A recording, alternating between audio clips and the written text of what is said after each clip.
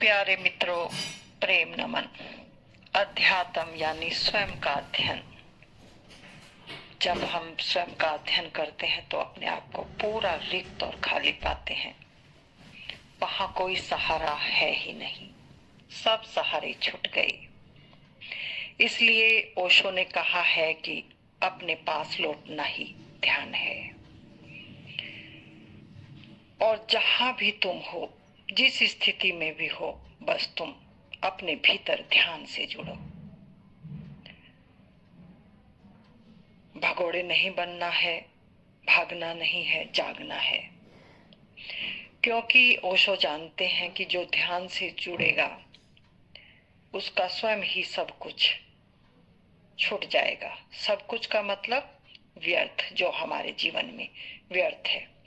और जो हम ये संसार देख रहे हैं ये पूरा का पूरा व्यर्थ है। यहाँ हमारे कुछ भी काम आने वाला नहीं है। केवल और केवल हम वस्तु स्थिति के अनुसार उपयोग और प्रयोग कर सकते हैं।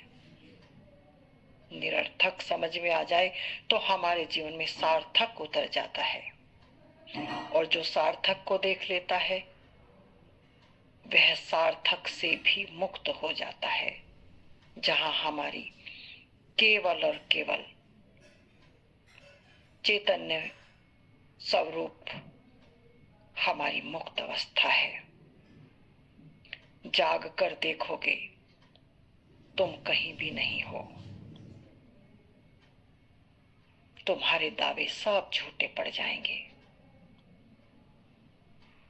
बस तुम इतना ही जान पाओगे, इतना ही जान पाओगे कि जीवन में मृत्यु नहीं है। तुम अनंत जीवन में प्रवेश कर जाओगे,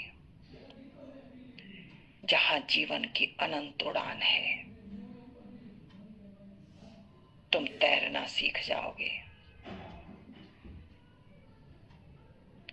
स्वयं को जाग कर देखोगे तो परमात्मा के अलावा कुछ है ही नहीं। मैं तुझ में हूं और तू मुझ में है। बूंद सागर में मिली और सागर हो गई, ये कहना भी अब बेमाने लगता है।